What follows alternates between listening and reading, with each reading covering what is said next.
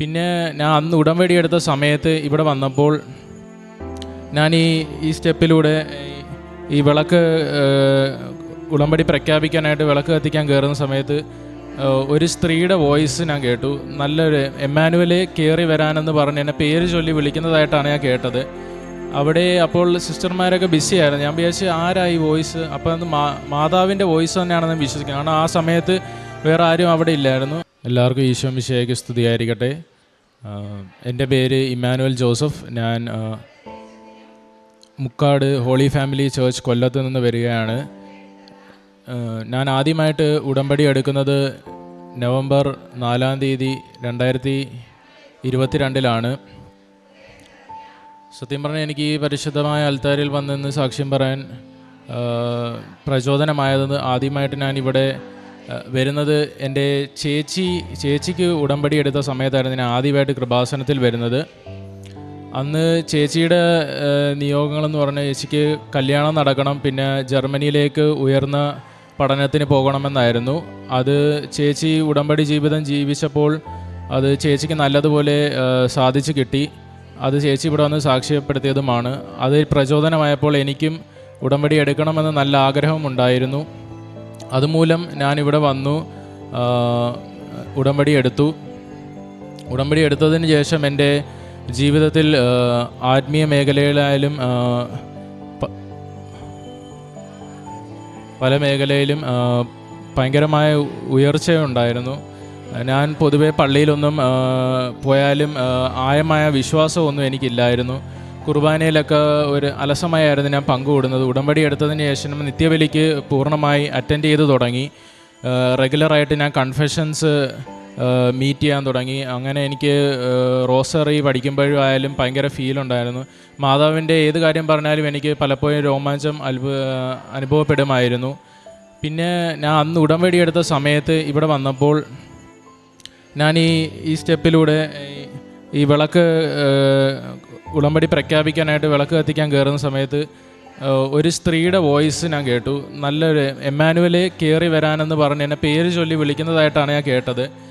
അവിടെ അപ്പോൾ സിസ്റ്റർമാരൊക്കെ ബിസിയായിരുന്നു. ഞാൻ വിചാരിച്ചു ആരാ ഈ വോയിസ്, അപ്പോൾ അത് മാതാവിൻ്റെ വോയിസ് തന്നെയാണെന്ന് വിശ്വസിക്കുന്നത്. കാരണം ആ സമയത്ത് വേറെ ആരും അവിടെ ഇല്ലായിരുന്നു. മാതാവ് തന്നെ എന്നെ വിളിച്ച് കയറ്റുന്നതായിട്ടാണ് എനിക്ക് അനുഭവപ്പെട്ടത്. പിന്നെ എൻ്റെ ഒരു ഉടമ്പടി നിയോഗം എന്ന് പറയുന്നത് എനിക്ക് റെഗുലറായിട്ട് കോഫ് ഉണ്ടായിരുന്നു, അലർജി കോഫ്. 6 മാസത്തോളം എനിക്ക് ഭയങ്കരമായ അലർജി ആയിരുന്നു. എപ്പോഴും ചുമയാണ്, റെഗുലറായിട്ട് ചുമ വരുമായിരുന്നു. മരുന്നൊന്നും കഴിച്ചിട്ട് നല്ല കുറവ് കണ്ടില്ല. അപ്പോൾ ഞാൻ വിശ്വാസ പ്രമാണം ചൊല്ലി റെഗുലറായിട്ട് ഉടമ്പടി തൈലവും ഉപ്പ് വെള്ളത്തിലിട്ട് കുടിക്കുകയും ചെയ്യുമായിരുന്നു. അതിൻ്റെ ഫലമായിട്ട് ഒരു 2 മാസം റെഗുലറായിട്ട് യൂസ് ചെയ്തപ്പോൾ അത് ഞാൻ പോലും അറിയാതെ തന്നെ എൻ്റെ ശരീരത്തിന് അത് വിട്ടുപോയി. അതിനുശേഷം എനിക്കത് അനുഭവപ്പെട്ടിട്ട് പോലുമില്ല. പിന്നെ അടുത്ത നിയോഗം എന്ന് പറയുന്നത് എനിക്ക് ജർമ്മനി പോകണമെന്ന് ഭയങ്കര ആഗ്രഹമായിരുന്നു. അപ്പോൾ ഞാൻ മാസ്റ്റേഴ്സ് ചെയ്യാനായിരുന്നു അവിടെ പോകാനിരുന്നത്. അപ്പോൾ എനിക്ക് IELTS വേണമായിരുന്നു. ആദ്യമേ എനിക്ക് ഓവർ കോൺഫിഡൻസ് കാണിച്ച് ഞാൻ കോച്ചിങ്ങിനൊന്നും പോകാതെ IELTS പോയി എഴുതി, ഒന്നും നല്ലപോലെ റെഫർ ചെയ്യാതെ. അങ്ങനെ എനിക്ക് കിട്ടിയില്ല. പിന്നെ രണ്ടാമത്തെ പ്രാവശ്യം എനിക്ക് ഭയങ്കര വിഷമമായിരുന്നു, പേടിയും ഉണ്ടായിരുന്നു.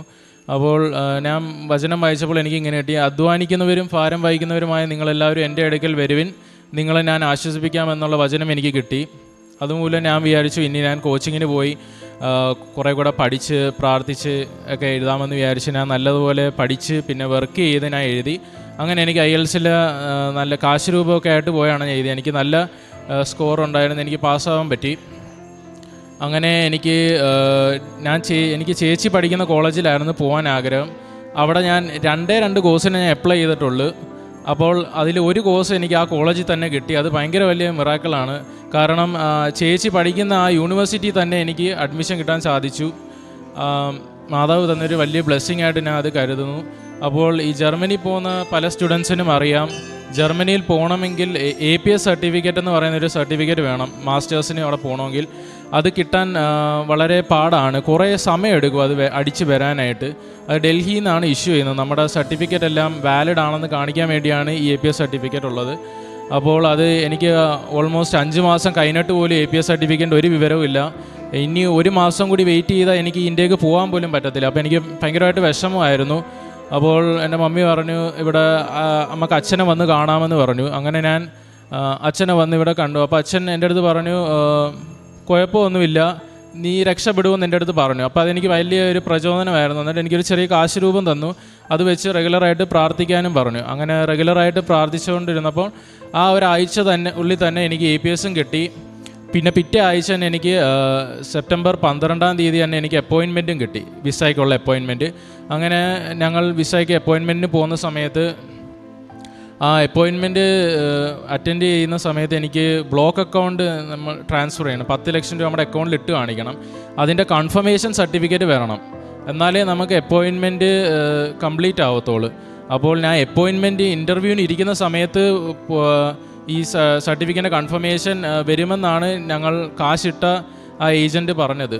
അപ്പോൾ ആ സമയമായിട്ടും അത് വന്നില്ല. അപ്പോൾ ഞങ്ങൾ പേടിച്ചു. കാരണം ഈ ബ്ലോക്ക് അക്കൗണ്ട് കൺഫർമേഷൻ കിട്ടിയില്ലെങ്കിൽ വിസ റിജക്റ്റ് ആവാൻ നല്ല ചാൻസ് ഉണ്ട്. അപ്പം ഞാൻ മമ്മി പുറത്ത് നിൽക്കുകയായിരുന്നു. അപ്പം മമ്മീനെ വിളിച്ചു. ഞാൻ ഫോണിൽ വിളിച്ചിട്ട് പറഞ്ഞു മമ്മി ഇങ്ങനെ കാര്യങ്ങൾ. അപ്പം ഞങ്ങൾ രണ്ടുപേരും കൂടി പ്രത്യക്ഷീകരണ പ്രാർത്ഥന റെഗുലറായിട്ട് ആ നിമിഷം ഇരുന്ന് തന്നെ പഠിച്ചുകൊണ്ടേയിരുന്നു. മനസ്സിലിങ്ങനെ പഠിച്ച് വിശ്വാസ പ്രമാണവും ഏത് പ്രാർത്ഥനയിൽ ഞങ്ങൾ പഠിച്ചുകൊണ്ടിരുന്നു. അപ്പം 1 മണിക്കായിരുന്നു ഇൻ്റർവ്യൂ, വിസ ഇൻ്റർവ്യൂ 1 മണിക്കായിരുന്നു.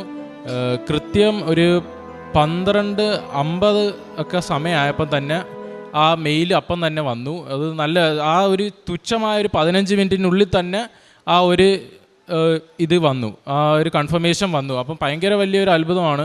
അങ്ങനെ ഞങ്ങൾ പെട്ടെന്ന് തന്നെ അത് പ്രിൻ്റ് എടുത്ത് അവിടെ കൊടുത്തു. അങ്ങനെ വിസ അടിച്ച് വന്നു. കഴിഞ്ഞ ആഴ്ചയാണ് വിസ വന്നത്. ഈ 18-ാം തീയതി ഞാൻ ജർമ്മനിയിലേക്ക് പോവുകയാണ്. അത് പിന്നെ അല്ലാതെ വേറെ അത്ഭുതങ്ങളെന്ന് പറഞ്ഞു കഴിഞ്ഞാൽ എൻ്റെ മമ്മിയുടെ കാലിന് ഒരു അലർജി ഉണ്ടായിരുന്നു എന്ന് പറഞ്ഞാൽ റെഗുലറായിട്ട് മമ്മി എപ്പോഴും അവിടെ ഇങ്ങനെ സ്ക്രാച്ച് ചെയ്ത് എപ്പോഴും പൊട്ടുമായിരുന്നു. അങ്ങനെ മമ്മി ഇങ്ങനെ വിഷമിച്ചിരിക്കുന്ന മമ്മിയെടുത്ത് പറഞ്ഞ് തൈലം യൂസ് ചെയ്യാൻ പറഞ്ഞു. അപ്പം ഉടമ്പടി തൈലം യൂസ് ചെയ്ത് റെഗുലറായിട്ട് മമ്മി പ്രാർത്ഥിച്ച് വിശ്വസിച്ച് യൂസ് ചെയ്തപ്പോൾ അതും പൂർണ്ണമായിട്ട് മാറി. പിന്നെ എൻ്റെ 1 വയസ്സ് ഇളയതായ ഒരു അനിയനുണ്ട്. അവൻ BCom പഠിക്കുന്ന സമയത്തും അവന് സപ്ലീസൊക്കെ ഉണ്ടായിരുന്നു. അങ്ങനെ ഞങ്ങൾക്ക് വിഷമമായിരുന്നു. കാരണം ഇവൻ ഇങ്ങനെ പോയാൽ അവന് ഇയർ ബാക്ക് ആവും, അപ്പോൾ ഇങ്ങനെ പോയാൽ പറ്റത്തില്ലെന്ന് പറഞ്ഞ് പിന്നെ ഞങ്ങൾ അവൻ്റെ അടുത്ത് നീ വിശ്വസിച്ച് പഠിച്ച് പ്രാർത്ഥിക്കാനൊക്കെ പറഞ്ഞു. കാശ് രൂപം കൊടുത്തിട്ടാണ് അവനെ എല്ലാ പരീക്ഷയ്ക്കും ഞങ്ങൾ പ്രതീക്ഷീകരണ പ്രാർത്ഥന പഠിപ്പിച്ചിട്ടാണ് അവനെ വിട്ടത്. അവൻ ദൈവാനുഗ്രഹത്താൽ എല്ലാ പരീക്ഷയ്ക്കും അവൻ പാസ്സായി. സപ്ലി ഒന്നും അവനില്ലായിരുന്നു. അത് നല്ലൊരു മിറാക്കിളായിരുന്നു. പിന്നെ അവൻ തന്നെ ഞാൻ വിചാരിച്ച് അവൻ IELTS എഴുതുമ്പോൾ അവന് എന്നെക്കാട്ടി മാർക്ക് കുറയുമെന്നാണ് വിചാരിച്ചത്. പക്ഷേ അവൻ കോച്ചിങ്ങിന് പോയപ്പോൾ എന്നെക്കാട്ടി നല്ല മാർക്ക് അവൻ IELTSനും കിട്ടി, കാശ് രൂപമായിട്ട് എഴുതി. അതും നല്ലൊരു മിറാക്കിളാണ് ദൈവത്തിൻ്റെ. പിന്നെ ഞങ്ങളുടെ കസിൻ ചേച്ചിയുടെ ഒരു വാവയുണ്ട്. ആ കൊച്ചിന് അന്ന് ഞങ്ങൾ അവരുടെ വീട്ടിൽ പോയപ്പോൾ ആ കൊച്ചിന് ഭയങ്കരമായൊരു പനിയായിരുന്നു. ഞങ്ങൾ കണ്ടാൽ തന്നെ വിഷം വരും. കണ്ണിൽ നിന്നും മൂക്കിൽ നിന്നൊക്കെ ഭയങ്കരമായിട്ട് ലിക്വിഡ് ഇങ്ങനെ വന്നുകൊണ്ടിരിക്കുന്നു. ഭയങ്കര ചൂടായിരുന്നു കൊച്ചിൻ്റെ അടുത്ത്. അപ്പോൾ എൻ്റെ കഴുത്തിൽ കാശ് രൂപം ഉണ്ടായിരുന്നു. അപ്പോൾ ഞാൻ വിശ്വാസ പ്രമാണം ചൊല്ലിയിട്ട് കൊച്ചിൻ്റെ തലയിൽ വെച്ച് കൊടുത്തിട്ട് ഞാൻ പ്രാർത്ഥിച്ചു, മാതാവേ പനിയെടുത്ത് മാറ്റണമേ എന്ന് പ്രാർത്ഥിച്ചു. അങ്ങനെ ഞാൻ പിറ്റേ ദിവസം ചേച്ചീനെ വിളിച്ചപ്പോൾ പറഞ്ഞ് എടാ പനി ഇങ്ങനെ നല്ല കുറവുണ്ട്, 1 ദിവസം കൂടി റെസ്റ്റ് എടുത്ത പനി പൂർണ്ണമായിട്ട് മാറും, നീ പ്രാർത്ഥിച്ചതിൻ്റെ ഫലമായിട്ട് അത് പൂർണ്ണമായിട്ടും മാറിയെന്ന് പറഞ്ഞു. പിന്നെ ഞാൻ കാരുണ്യ പ്രവൃത്തികളൊക്കെ ചെയ്യുമായിരുന്നു. പത്രമൊക്കെ ആദ്യമേ കൊടുക്കാൻ എനിക്ക് ഭയങ്കര മടിയായിരുന്നു. കാരണം ഞാൻ ആദ്യമായിട്ടാണ് ജീവിതത്തിൽ പത്രം എന്ന് പറയുന്നത് ഇങ്ങനെ എന്തെങ്കിലും ഒരു നോട്ടീസ് ആർക്കെങ്കിലും കൊടുക്കുന്നത്.